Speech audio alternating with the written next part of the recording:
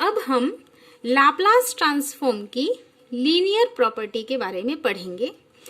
Laplace transform की linear property को समझने के लिए हमें एक से ज्यादा फंक्शन की जरूरत पड़ती है। इसलिए हम मान लेते हैं कि लाप्लास ट्रांसफॉर्म ऑफ f1t को हम लिखेंगे f1s। पहले हम fs लिखते थे, लेकिन अब हमने अपने फंक्शन को नाम f1t दिया है, तो जिसका लाप्लास होता है f1s।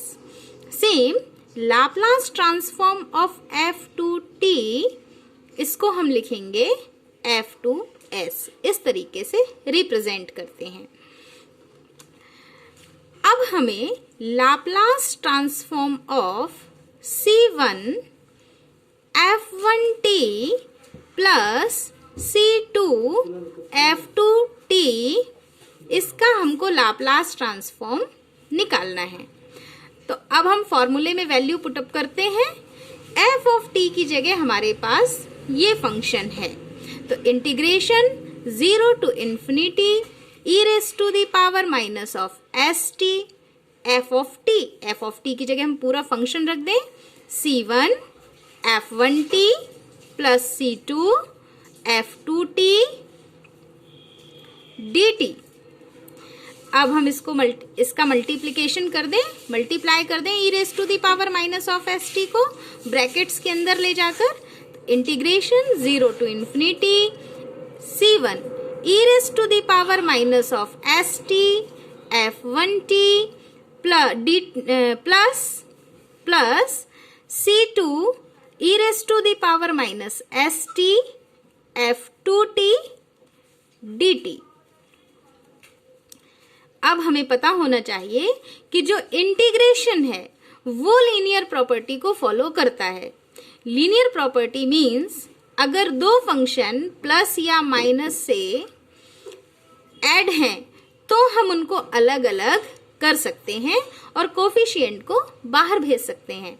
तो इस c1 को हम इंटीग्रेशन के बाहर भेजते हैं, integration 0 to infinity e raised to the power minus of st f1t dt plus, अब यहां से हमने कोफिशिएंट c2 को बाहर निकाला, integration 0 to infinity e raised to the power minus of st f2t dt। अब हम इसको ध्यान से देखें तो ये है c1, ये क्या है e raise to the power minus of st f1t dt। इसको हम लिख सकते हैं लाप्लास ट्रांसफॉर्म ऑफ f1t। तो इसको हमने लिखा Laplace transform of f1t plus c2, इसको हम लिखेंगे लाप्लास ट्रांसफॉर्म ऑफ f2t।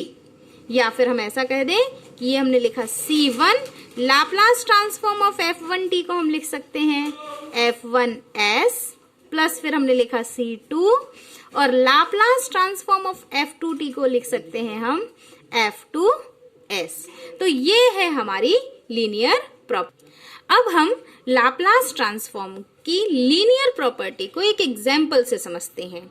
ये हमें दिया है, देखिए यहाँ तीन फंक्शन है, ये एक्सपोनेंशियल फंक्शन है, ये t का फंक्शन है और ये cos का फंक्शन है, और ये तीनों फंक्शन प्लस और माइनस में प्लस माइनस लगाकर इन्हें हमने एक फंक्शन बना दिया है।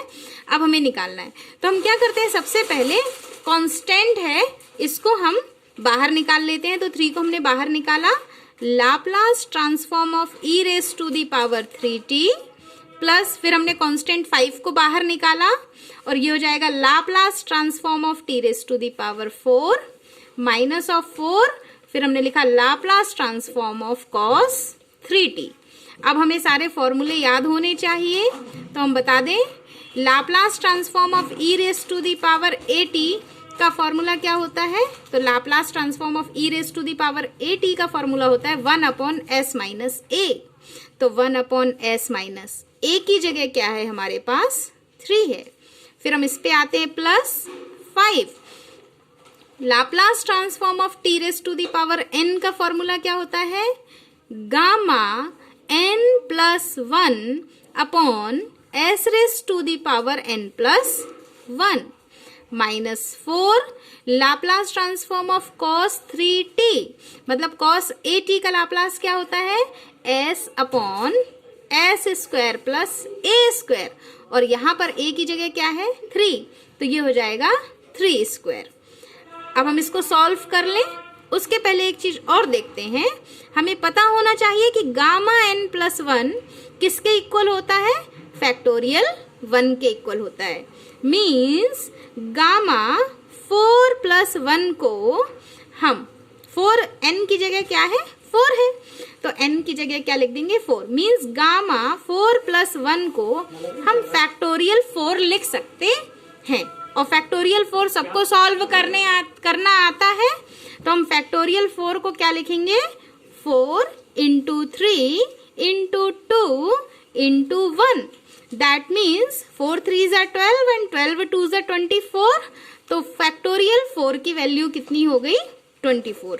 अब हम ये वैल्यू उठाकर यहाँ पर पुट कर देते हैं, तो ये हो जाएगा 3 अपॉन s माइनस 3 प्लस अब 5 इंटू 24, तो 5 इंटू 24 अपॉन s raise to the power 5 minus 4s s square plus 3 का स्क्वायर कितना हो जाएगा 9। अब हम यहाँ कर लेते हैं 3 अपॉन s माइनस 3 प्लस 5 4 जा 20 10 12 120 इसका वैल्यू आया s raise to the power 5 minus 4s s square plus 9।